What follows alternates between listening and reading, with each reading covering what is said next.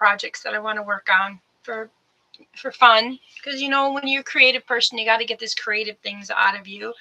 And then I came home. Oh, I did my last study for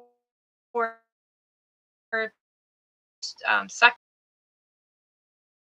so I have to wait 3 days and take it again. I missed, so it should be good going forward. It was what to study for. So now that I know what they're looking for and what they're asking, it'll be a completely different scenario next time, because I'm usually a pretty good test taker.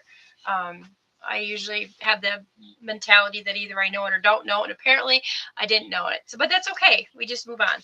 All right. Welcome to the study of a Bible in a year. I said it right. Yes.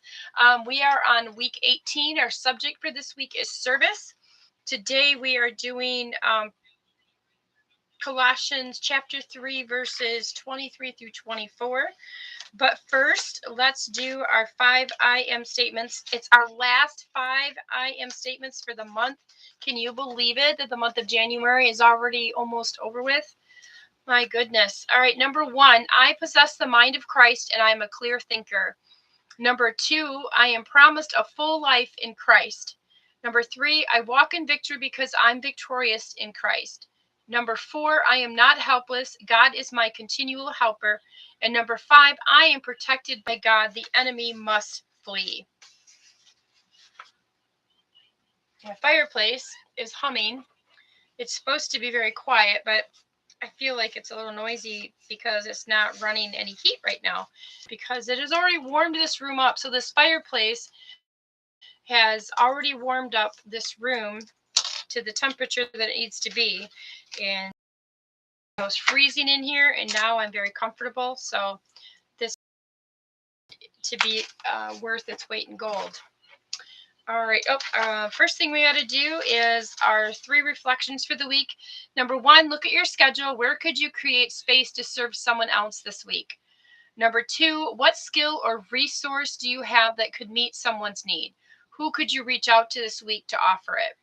And number 3, how could you serve someone anonymously this week? Plan one specific act of secret service.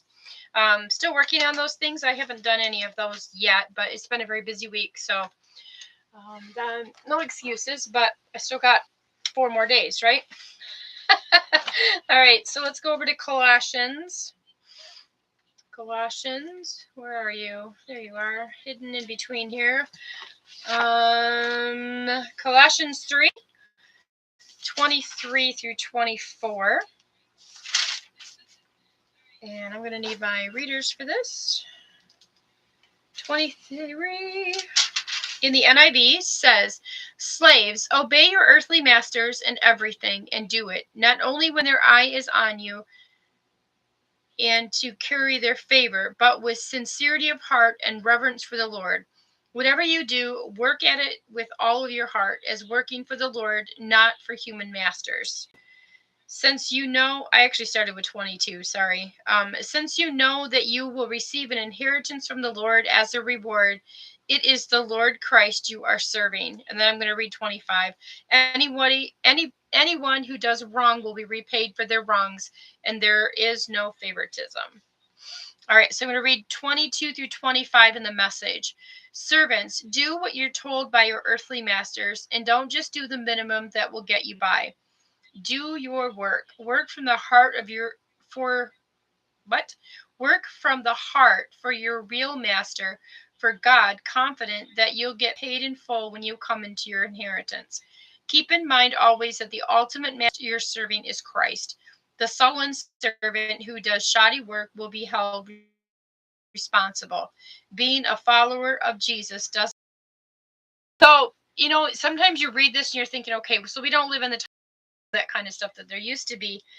But when I was working for McDonald's and I wasn't happy with the leadership and the management that was happening, and someone had to remind me that I wasn't working for them, I was working for the Lord, and everything that we do, we need to do for the Lord and for his glory. And so when it says slaves here, you kind of have to think, okay, we are kind of slaves to our job in a way. We're hired by somebody to take care of us, something for them, and we have to do it with the best of our resources, using our giftings that the Lord has given to us, and not only honor the people that we're working for, but also be honorable as unto the Lord, because we have everything on earth because of the Lord and what he has done for us and provided for us. So I got my job at McDonald's when I was 16. I walked in, got the job on the spot, started within days of being hired. And I worked there for 29 and a half years. And I hurt my back and had to, hang on a second. I had to find something else to do. So back in college, or back in high school, I took a office cluster class. I took it for 2 years. It was a 2-hour course every day, and I was going to be a secretary. And that never happened because I got sucked into McDonald's for so long. Well, there was an opening at a friend of mine's shop, a pastor and his wife. And so I started working there.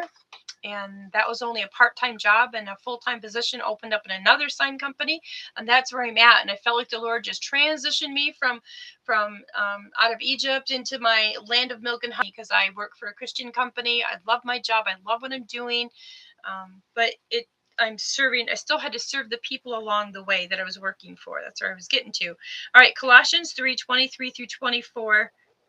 That's not where we're at. How did I end up over here? Boy, oh boy, I don't know. Okay. Colossians chapter 3, 23 through 24 in the Passion Translation. I'll get there. 23 through 24. Put your heart and soul into every activity you do, as though you are doing it for the Lord himself and not merely for others. For we know that we will receive a reward, an inheritance from the Lord, as we serve the Lord Yahweh, the Anointed One. A disciple will be repaid for what he has learned and followed, for God pays no attention to the titles or prestige of men. So when you're talking about doing everything unto the Lord to glorify his name, he is the one who will give you the crowns and the glory, or the rewards, for doing what you were called to do by him. So, all right, thank you for watching. I'll be back on here tomorrow night with a study of the Bible in a year. I did it twice in a row, right?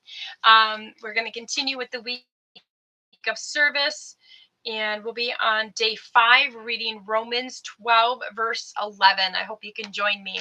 All right, you guys have a great rest of your Saturday night, and don't forget, on Monday starting at 7:10 in the morning, we will be doing Cherished, Mine, and Worthy. It's the 12-day study of the Bible book. You can get this on Amazon if you look up my name, Brenda Wolf. If you go to wolfdenconnection.com, there's a whole listing of all these little books on there. You can order your copy and follow along. All right, have a great night. We'll talk to you guys tomorrow. All right, and bye YouTube. And then last but not least,